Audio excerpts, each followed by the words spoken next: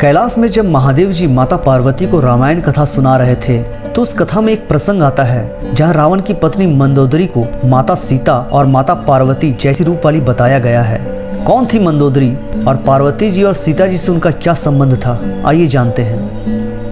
जब हनुमान जी माता सीता जी को खोजने लंका पहुंचे और लंका के राज्य में उन्होंने माता को खोजना प्रारंभ किया और खोजते खोजते जब वे रावण के महल में पहुंचे तो उन्होंने वहां रावण के साथ मंदोदरी को देखा। वहां मंदोदरी को देखकर उन्हें लगा क्या यही सीता है। इस प्रकार की शंका हनुमान जी को होने लगी। फिर लक्ष्मण जी द्वारा बताई गई पहचान मिलाई तो वह उससे मेल नहीं खाई। फिर भी मंदोदरी को सीता के समान रूप वाली देखकर उनका मन अत्यंत व्यग्र हो उठा। तब पार्वती जी महादेव से बोली, राक्षसी कही जाने वाली मंदोदरी सीता के समान कैसी हो गई? मैंने तो यही सुना है कि संसार की सभी स्त्रियां सीता जी के अंश से उत्पन्न हुई है। तब शिव जी बोले, हे देवी, इसमें जो कारण है उसे तुम सुनो। भगवान विष्णु ने सीता जी का निर्माण किया है और उन्हीं विष्णु ने पूर्व काल में मंदोदरी की भी परिकल्पना की है।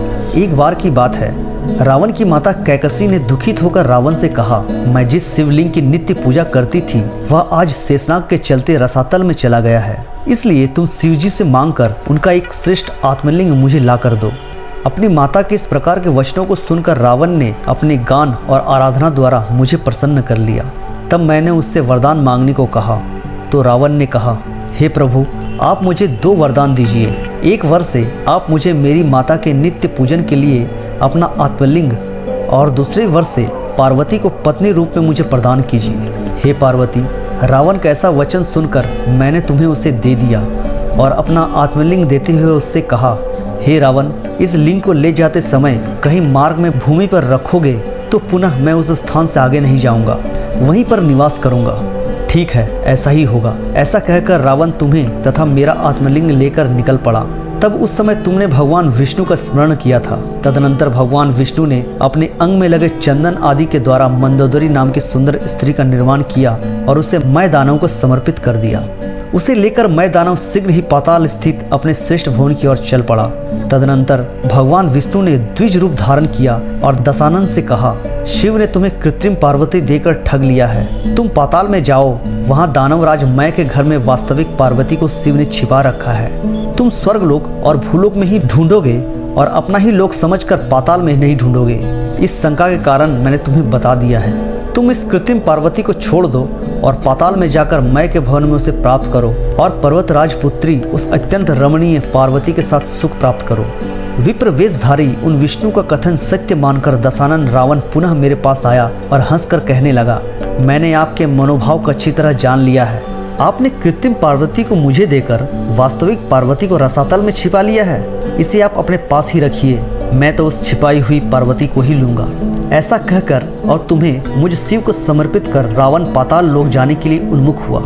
मार्ग में लघु शंकाग्रस्त रावण ने उस द्विज से कहा, आप मेरे कथनानुसार क्षण भर के लिए इस आत्मलिंग को अपने हाथ में ले लें। मैं शीघ्र ही अल्प शंका से निवृत्त होकर पुनः इसे ले लूंगा। तब द्विज वेशधारी भगवान विष्णु दशानन रावण से बोले, हे रावण, यदि तुम्हें विलंब होगा तो मैं इस लिंग को यहाँ पर रखकर चला जाऊंगा। रावण ने कहा, ठीक है। ऐसा कहकर वह आत्मलिंग उनके हाथ में दे दिया। प्रिय, इधर जब रावण को वापस आने में समय अधिक लग गया तो भगवान विष्णु समुद्र के पश्चिमी तट पर उस लिंग को स्थापित कर वापस चले गए। जब रावण वापस आया तो लिंग को वहीं भूमि पर रखा हुआ देखा। यह देखकर उसने शिवलिंग के शीर्ष भाग को हिलाया तो भूमि में प्रविष्ट उस लिंग का सिरोभाग जरा भी नहीं हिला।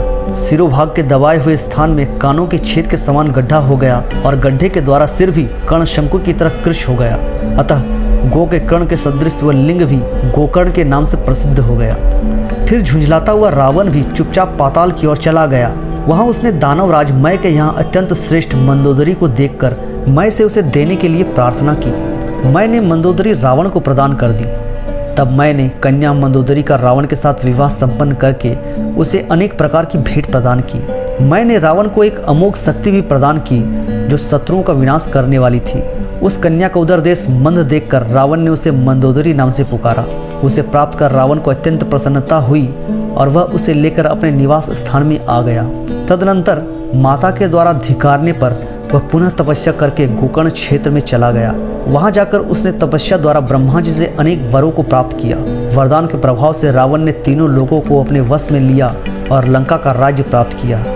इसी कारण हे प्रिय, हनुमान ने लंका में रावण के समीप सोई हुई मंदोदरी को सीता के समान ही देखा।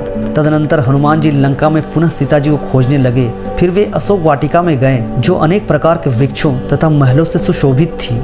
वहां उन्हें एक अत्यंत उज्जवल सिंसपाका वृक्ष दिखाई दिया। उस सिंसपा के वृक्ष के नीचे बैठी हुई अवनी पुत्री सीता को उन्होंने देखा। सीता जी ने वालों की एक चोटी बना रखी थी। वे अत्यंत कृश एवं दीन हो गई थी। उन्होंने मलिन वस्त्रों को धारण कर रखा था।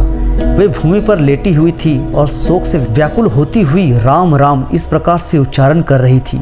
सीता का दर्शन कर मारुति बोले, आज मैं कृतार्थ हो गया हूँ।